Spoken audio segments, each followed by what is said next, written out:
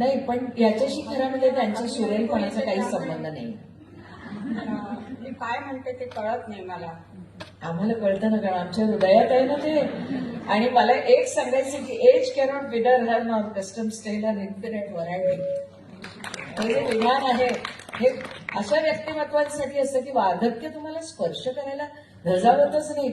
आपण कुठल्या लौकिक गोष्टींबद्दल बोलतोय सुमनताई, थोडंसं कमी ऐकायला येणं, थोडा त्रास होणं, थोडा पायाचा त्रास होणं, हे सारं वयानुरूप येतं. पण आवाज जो काढतात ते तो कोणी तो आहे ना.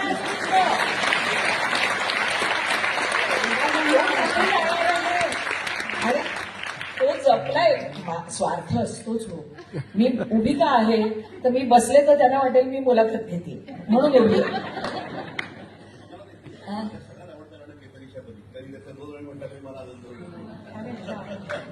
असं असतं ते. छान गाऊन झालं तरी.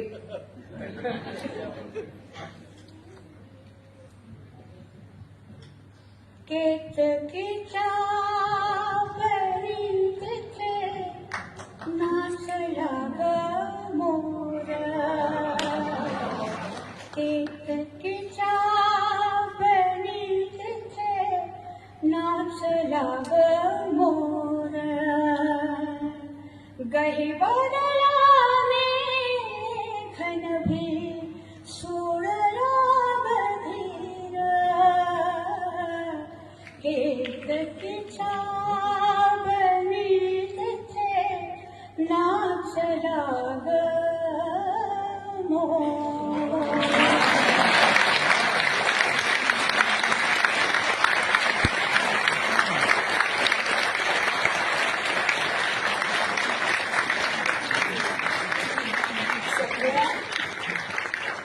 रफी साहेब असोत, मुकेश जी असोत, हेमंता असोत, सगळ्याच तलत साहेब असोत, सुरुवात तर त्यांच्यापासूनच आहे.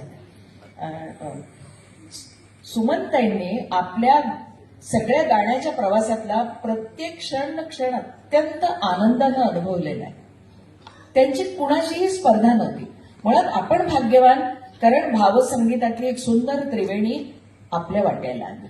भारतरत्न लता मंगेशकर, स्वरा ऐश्वर्या, पद्मविभूषण आशा भोसले या दोन नावांच्या सोबतच सुमन सुगंध दरवळतो, ही गोष्ट आपण लक्षात ठेवू.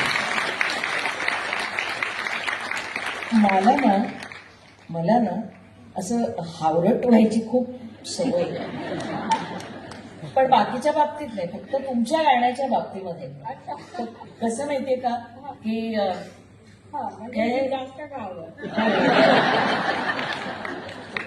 पण ते काही वेळेला येतं आणि काही वेळेला येत नाही. आता एकदमच माहित नाही. हल्ली जरा कमी ऐकवायला लागलं, जरा थोडस गाणं कमी, रियाज कमी होतो.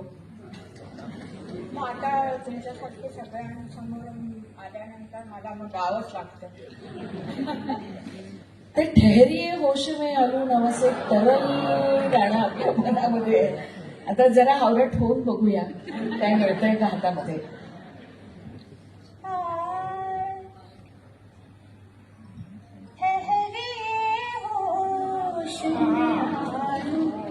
तो चले जाएगा,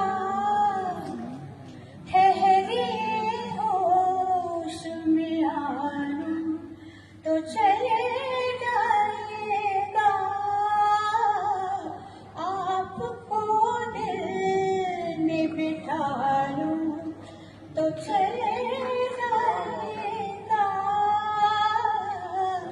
ठहरिए होश में आलू.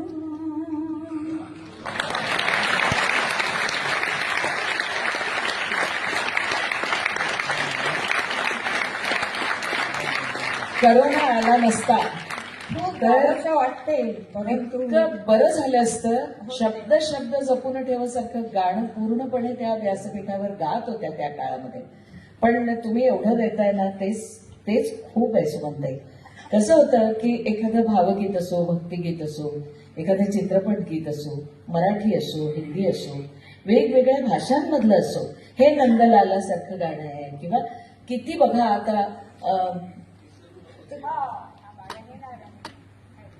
मला कळतंय त्या गाण्याकडे जरा नंतर यायचं होतं मला, त्या आत्ताच आल्या. मी त्यांना नेहमी असं म्हणते की तुमच्या आयुष्याचं सार काय, तुमच्या आयुष्याचं सार काय, तर त्यावर त्या नेहमी हे गाणं घेतात. पण आता मग त्या नुसतंच गाणं घेतात तर मला तुम्हाला सांगायला पाहिजे की ममता या चित्रपटामध्ये द्वंद्वगीत आधी आलेलं आहे, जे रफी साहेबांबरोबर सुमनताईंनी गायले, आणि नंतर सिच्युएशन निर्माण करून सोलो आलं गाणं. तर दोघींच्याही जीवनाचं तत्वज्ञान खरं तेच असू शकतं.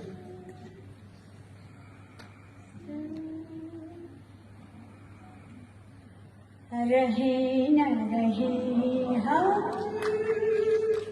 महका करेंगे बनके कड़े बनके सबा बागे जहां में रहे न रहे हम महका करेंगे बनके कड़े बनके सबा बागे जहां में रहे न रहे हम.